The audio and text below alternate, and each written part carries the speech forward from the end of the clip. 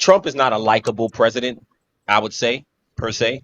You either like him or you don't Understatement. like him. Oh, at all. But I think the reason why I say this, I think a lot of the dislike for him per se, it kind of blurs what's actually happening in the country. So with immigration, I think that when you look at how much taxpayer money we spent in our country, it is a lot of money. You know what I'm saying? And it's just an interesting situation. So when in our country, even if you're black, you look at the black community, we arguing, some of us is arguing about people who came over here, but yet our community, some of our communities is toe up. You know what I'm saying? So it's kind of Yes, they like are. how do we reckon with those two things? You know what I'm saying? Because in some ways we're fighting harder for people who came over here. And again, not everybody's a criminal, but it is tax resources that's going to subsidize and take care of people. It's a lot of A lot money. of them do pay So taxes. But the thing is, so when Joe Biden became president, there's like a whole influx of migrants coming in. And that's where all these major cities started giving money and providing shelter. Like they're doing way too much in terms of immigration. But before then, I think we're in a happy medium because the assumption is that these migrants come in and they just live off the government when that is not necessarily the case. These are people who have businesses, who pay taxes, who are who've been part of our country. Now, yes, we do need to it can't be a come to America for free. Like literally when Biden became president, like they was straight running across it was ridiculous, all right? So it was way too much. But that doesn't mean that our current president needs to just go willy-nilly and just round up Latinos, and it's Latinos that he's targeting. We've got immigrants from all over the world, but he's Right. focusing on Spanish speaking people. So it's targeted, and then he is vilifying them by calling them gangbangers and murderers. And he keeps talking about this young lady who was killed by MS-13, whatever. And I mean, it's all horrible. But what he does is he gigantifies situations to cause people to go into hysteria. So now his followers, who more than likely are not the brightest people, they're having these irrational fears of Spanish speaking migrants. Like it's too much. No, I don't think people should be able to come here and live off of us. I do feel like, especially when Joe Biden came in office, there were a lot of resources being given to that demographic at the expense of black communities, to be honest, especially in Chicago. Like they couldn't afford to, have community centers opened up in the hood or different things because, oh, we got to reallocate this funding for migrants, or we're Mhm. going to make this whole building into a migrant shelter. But we got homeless people, homeless American citizens. So it did get ridiculous. That's the reality of it. That's not always been the reality, though. And a lot of these people that they're reporting are taxpayers. They are workers. They are key workers. They're doing jobs that American born people don't want to do. So who's going to do these jobs? Yeah.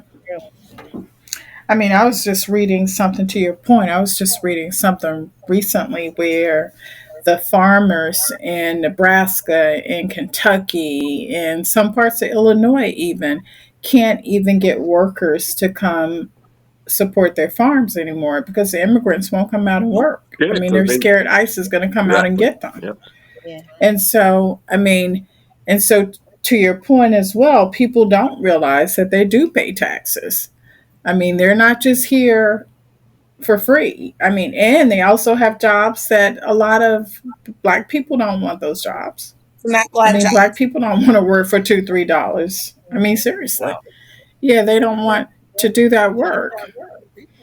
So, well, I think we should also differentiate, and I think that that's important. I think we should differentiate.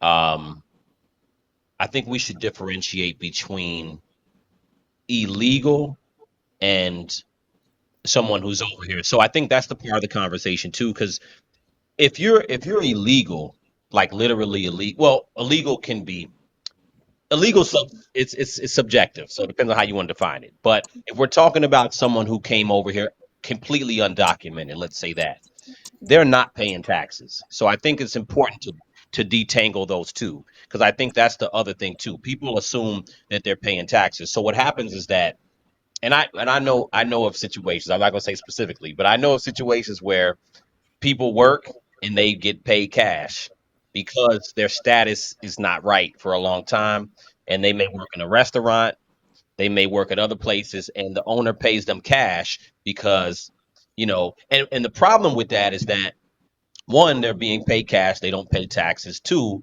the employer doesn't pay unemployment insurance. The employer can take advantage of them because they have no rights. You know what I'm saying? So Yeah. so there are a lot of people, to your point, Savvy, when Biden was in office, they always use the figure of 10 million people. When you had that many people come in who can't, one of the reasons why they went to the sanctuary cities is because they weren't documented, and they actually couldn't work. I think they were trying to work on getting work permits for people, I guess, but that's a long process. So having that many people come in, and what I found offensive is, I feel like they put, like Chicago, for example, to your point, they put all the migrants in black Mm, neighborhoods. They didn't put them anywhere else. You know what I'm Mm. saying? They put them right up in the hood. So if you look at Chicago, I've watched a lot of Chicago residents. They hate Brandon Johnson Adams. Johnson. Brandon Johnson. They hate Brandon Johnson. His approval rating is like 7%. It's like the worst. Yikes. Um, and it's amongst other things. It's not just the migrant thing. But when I look at that, I'm like, how do we detangle these things? I get it. Nobody likes Donald Trump. I get it. But at the same time, like, when you look at all the people being put in, and not to vilify them per se, but just factual, as far as especially where black people are, I felt a little offended by the fact that they put them in black neighborhoods and put resources into people who just came in, Hmm. but yet Yeah. nobody can find any money or resources for the black neighborhoods. Mhm. And so I just find that it's an interesting thing. There's points on both Hmm. sides, but I think it's hard for people to talk about those things, because I feel like anything that feels pro-Trumpish, no one want to talk about it. It's not about Trump, but I'm like, you look at the money that was spent, and then with Chicago, Brandon Johnson took out they taken out a bond for funds. They take out I think it's eight. Don't quote me. It might be $800 million bond. They put out a bond so they can borrow that money from bondholders for infrastructure and for the city. But they have to pay back. They're going to do this over 30 years. They got to pay back like $2 billion. And then, so after the interest is paid over that 30 years, Chicago got to pay back 2 billion from 800 million they borrowing. Mm. So Crazy. when you look at that, I'm like, they gonna pass that along to our kids. You know what I'm saying? Our kids. They gonna pass that debt along. So It's Yeah. I kind of think people's argument ridiculous. about yeah, it's crazy. It's crazy. So I think that there's a way to do immigration. I don't agree with everything with Donald Trump, but I think that our borders have been so lax. So I'm like, it's just like one of those things where it's like, if you could come to any country where it's so lax and they gonna deal with it way later, it's kind of an incentive, and it's kind of a slap. Like I said, I feel like the black people face the money that was spent, Mhm. being that they put them in our neighborhoods. That's The just thing, my thing.